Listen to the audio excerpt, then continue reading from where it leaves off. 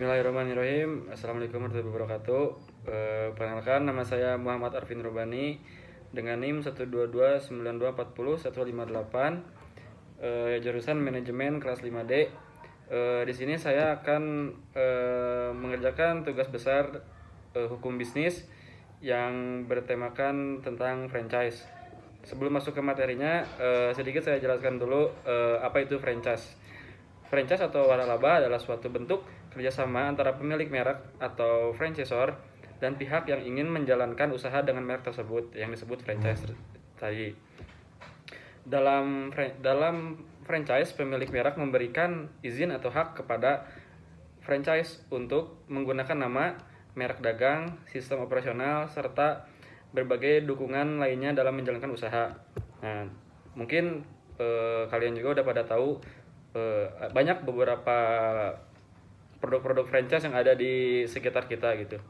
Nanti akan lebih jelasnya saya akan jelaskan kembali. Kita masuk ke poin pertama, yaitu definisi franchise. Franchise atau waralaba adalah suatu sistem atau model bisnis di mana pemilik franchisor memberikan hak kepada pihak lain atau franchise untuk menggunakan nama,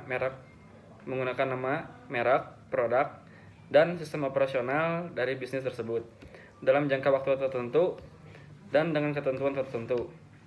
Jadi pada saat kita ingin mengajukan franchise kepada pemilik perusahaan, pasti nanti kita bakal ada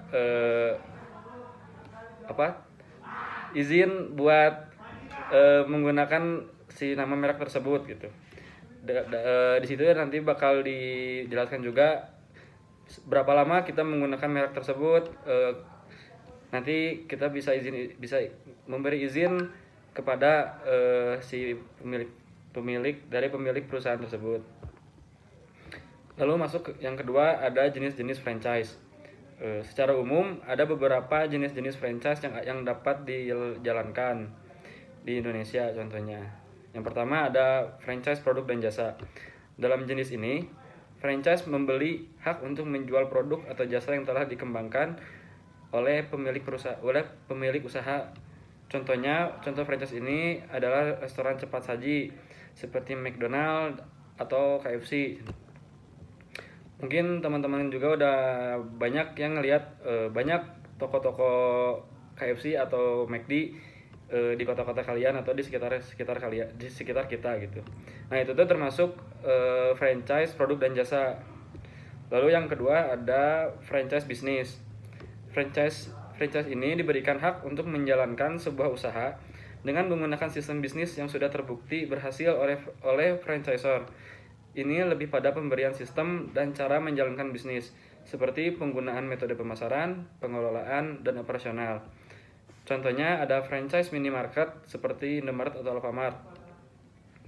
Nah, teman-teman juga pasti udah banyak melihat apalagi sekarang gitu ya, Indomaret sama Alfamart tuh saling sebelah-sebelahan gitu. Maupun di kota ataupun di daerah-daerah yang sulit dijangkau gitu, pasti selalu ada dua brand ini gitu, antara Indomaret dan Alfamart tuh. Dan itu tuh termasuknya dari franchise bisnis. Lalu yang ketiga ada franchise master.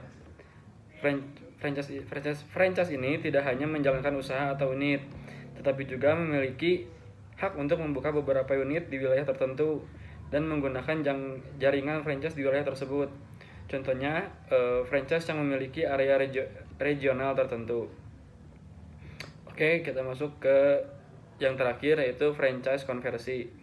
Dalam jenis ini, pengusaha yang telah memiliki usaha sendiri kemudian bergabung dengan merek franchisor dan mengubah model usahanya menjadi bagian dari jaringan franchise.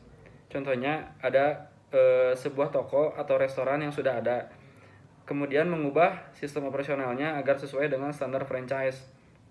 Nah, jadi di franchise konversi ini kita nge-franchise, tetapi kita bisa juga ngerubah sistem si usahanya gitu dari yang sebelumnya gitu. Nah, di sini disebutnya franchise konversi.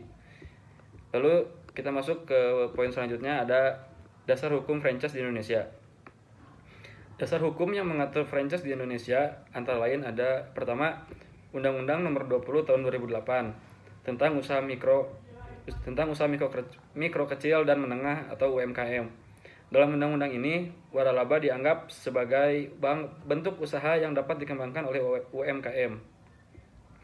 Lalu dasar hukum yang kedua ada Peraturan Pemerintah Nomor 42 Tahun 2007 tentang waralaba. Peraturan pemerintah ini mengatur lebih lanjut mengenai ketentuan umum, pengembangan, serta kewajiban dan hak franchise dan franchisor. Lalu yang ketiga atau yang terakhir ada Peraturan Menteri Perdagangan Nomor 71 Tahun 2019 tentang waralaba. Peraturan ini mengatur tata cara pelaksanaan waralaba yang lebih rinci, termasuk kewajiban pendaftaran merek dengan waralaba, kewajiban penyediaan informasi bisnis, serta kewajiban franchisor dalam mendampingi franchise. Nah, jadi di sini di Peraturan Menteri Perdagangan Nomor 71 Tahun 2019 ini si peraturannya itu lebih rinci dan lebih mendalam gitu. Jadi lebih banyak menjelaskan tentang bagaimana sih cara pendaftaran merek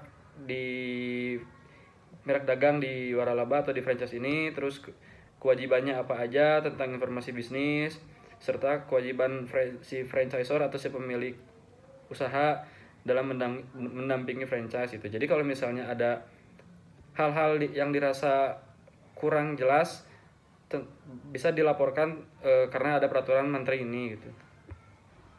Lalu di poin terakhir masuk ke contoh franchise di Indonesia gitu. Tadi udah saya sebutin beberapa di atas beberapa contoh franchise yang di Indonesia. Yang pertama itu ada Indomaret. Sebagai jaringan minimarket yang sangat populer, Indomaret menyediakan peluang franchise kepada pengusaha yang ingin membuka minimarket dengan merek Indomaret gitu. Jadi kalau misalnya teman-teman pengen punya minimarket nih, terus bingung gitu apa ya namanya gitu, bisa teman-teman nge-franchisein si Indomaret ini gitu, karena emang dari brandnya juga udah atau si nama perusahaan juga udah sangat besar ya Indomaret di Indonesia khususnya gitu, udah banyak banget di mana-mana juga ada gitu Indomaret. Lalu yang kedua ada KFC atau Kentucky Fried Chicken, salah satu contoh franchise internasional yang berhasil besar di Indonesia yaitu KFC. Franchisor memberikan kesempatan bagi franchise untuk membuka restoran dengan brand KFC dan menjalankan operasional sesuai dengan sistem yang sudah teruji gitu. Jadi kalau misalnya teman-teman juga mau membuka KFC di Indonesia gitu, teman-teman bisa nge-franchisein si KFC ini gitu. KFC ini juga bukan cuma ada di Indonesia aja gitu. Bahkan di luar negeri pun KFC ini besar gitu. Di Indonesia pun besar, jadi peluang teman-teman membuka KFC di kota-kota atau di daerah itu sangat baik lah gitu buat si KFC ini. Lalu yang terakhir ada Pizza Hut.